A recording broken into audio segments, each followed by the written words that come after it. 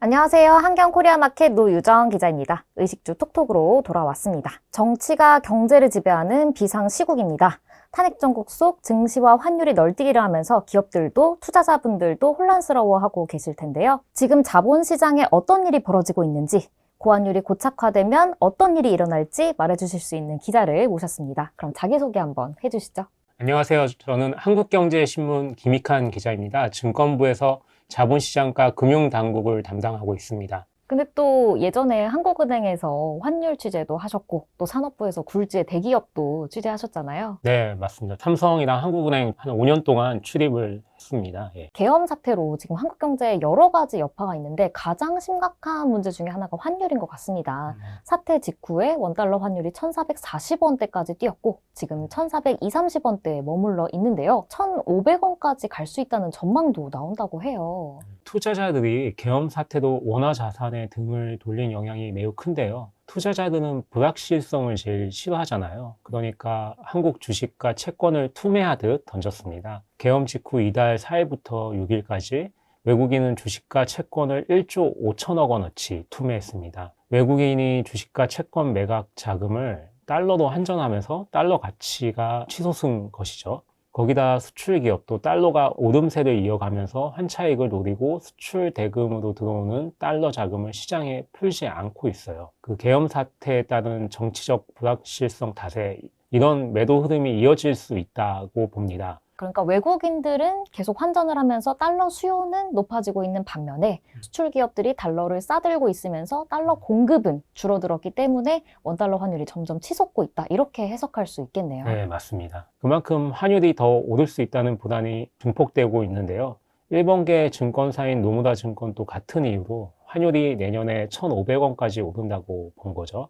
그 노무라 증권은 트럼프 행정부 출범에 따른 달러 강세 흐름도 환율을 밀어 올릴 변수로 꼽았습니다. 네, 지금 노무라 얘기를 해주셨는데 사실 외국계 증권사 또 사모펀드들은 지금 한국을 어떻게 바라보고 있는지 분위기가 어떤지도 좀 궁금합니다. 최근에 그 외국계 증권사하고 그 해외 투자자 접촉이 많은 기업 재무팀 관계자들 통해서 이야기를 좀 들어보면요. 우리가 생각하는 것보다 외국인들 우려가 굉장히 크다고 합니다. 그러니까 CNN을 비롯해서 외신을 좀 보시면 계엄 사태 뒤부터 완전 무장한 군인들이 헬기를 타고 국회에 진입하는 것을 뭐 실시간으로 보도했잖아요. 네. 근데 외국인들이 그걸 보고 좀 충격을 많이 받았다는 겁니다. 그러니까 북한과 대척점에선 민주주의 국가인 한국에서 어떻게 저런 일이 있냐 굉장히 놀랐다는 거죠. 그래서 외국인 투자자들이 한국 주재원들이나 친한 친구들한테 가족은 괜찮냐 이렇게 묻는다는 거예요. 너희 공장은 잘 돌아가냐 물어보거나 삼성전자나 SK 하이닉스 반도체 공장은 어떻게 돌아가고 있냐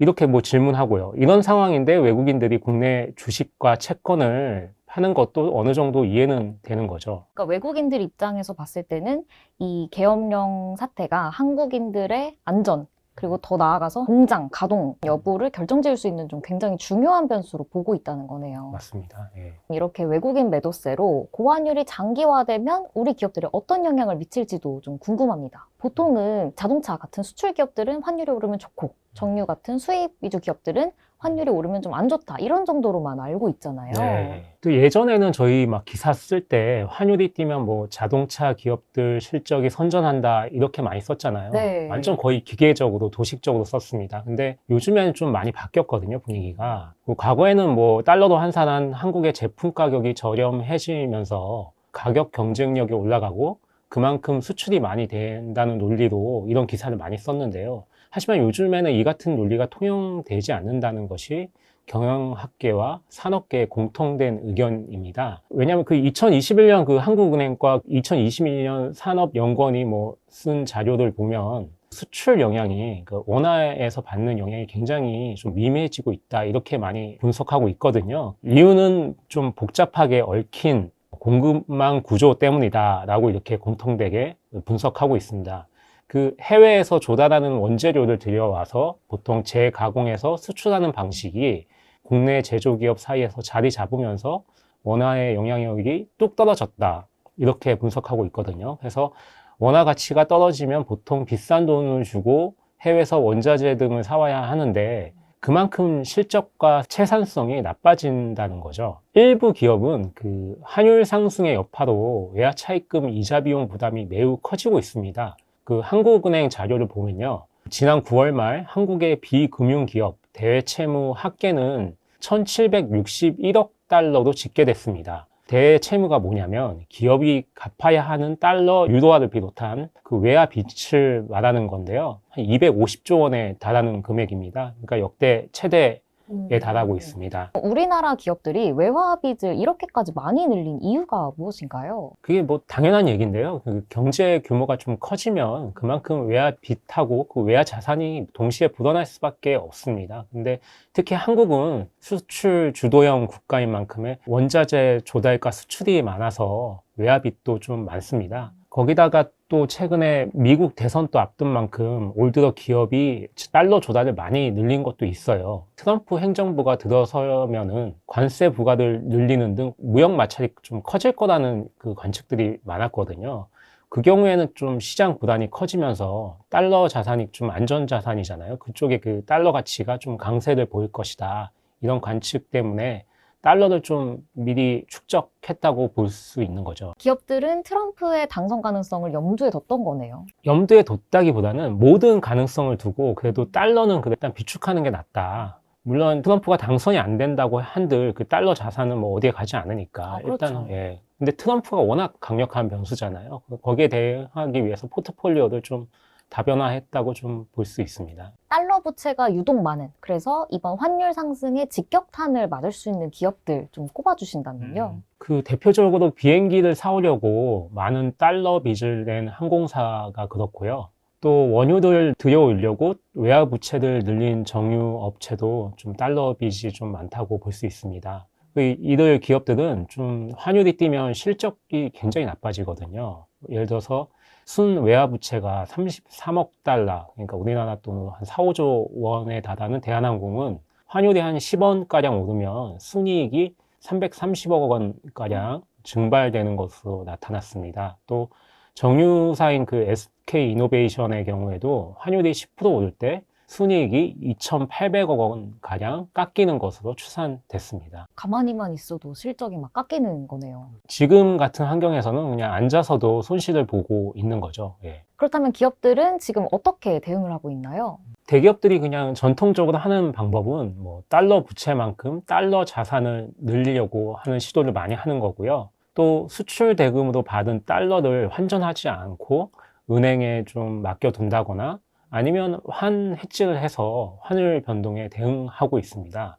근데 이 대기업들이야 이렇게 여유가 있으니까 환해지 비용도 감당할 수 있고 달러 자산도 굉장히 넉넉한데요. 문제는 그 중소기업이거든요. 통상 원자재를 들여올 때 보통 만기 3개월에 달러 차입금을 빌리는 경우가 많습니다. 자금 유동성 때문에. 예, 맞습니다. 이런 달러 차입금을 통상 무역금융인 그 유전스라고 하는데요. 유전스. 예. 근데 중소기업들은 살림살이가 좀 팍팍해서 이 환해지 비용을 감당하기 어려워요. 그래서 환율 변동에 고스란히 노출되거든요. 그래서 지금처럼 환율이 가파르게 뛰면 중소기업들은 직격탄을 맞습니다. 그래서 얼마 전에도 제 친구가 뭐 저한테 전화 와서 이 친구가 지금 중소무역업체에 근무하는데 환율이 너무 뛰어갖고 피가 마른다고 이렇게 호소하기도 했습니다. 좀 심각한 거죠. 예, 그만. 중소기업들은 확실히 대기업만큼 그 현금 보유 비중도 높지가 않다 보니까 더 좀 위험해지지 않을까 하는 우려가 좀 들긴 합니다.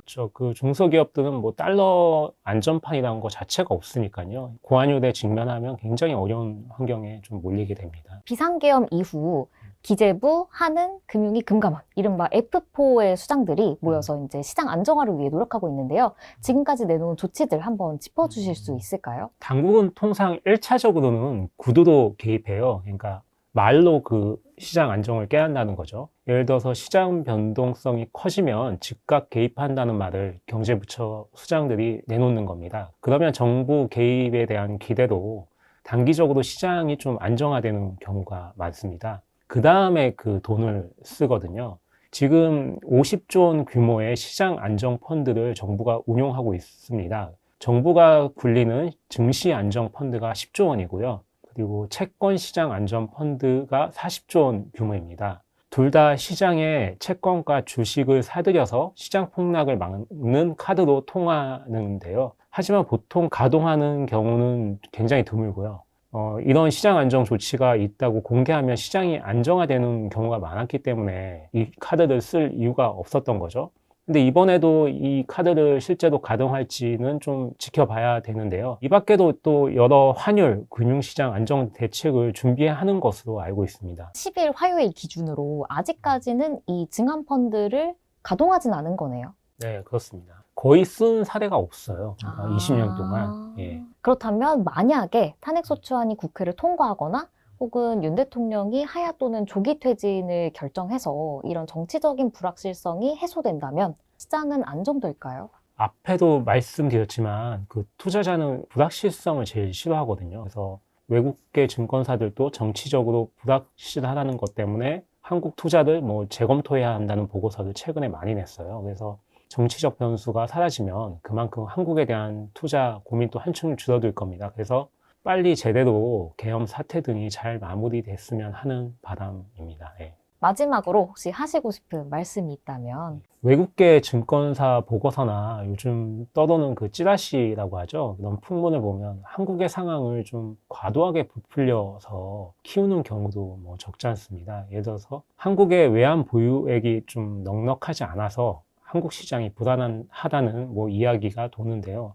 일부 증권사라든지 학자들이 우리 시장이 흔들릴 때마다 하는 말이에요, 이게. 근데 한국의 외환 보유액은 11월 말 기준으로 한 4,150억 불을 달하고요. 그러니까 전 세계 9위거든요. 위기를 축소하는 것도 문제지만 그렇다고 위기를 확대 재생산할 필요도 없다고 생각을 합니다. 오늘 한국경제신문 김익환 기자를 모시고 환율 전망과 기업 등 각 경제 주체들의 대응 방식까지 이야기 나눠봤습니다. 정치가 경제를 병들게 하고 있는 작금의 상황이 빨리 해결돼서 우리나라 국민들의 마음도 계좌도 평화를 찾았으면 좋겠습니다. 오늘 영상 좋으셨다면 좋아요, 알람, 구독 설정 해주시고요. 궁금한 점은 댓글로 남겨주세요. 그럼 오늘 나와주셔서 감사합니다. 고맙습니다.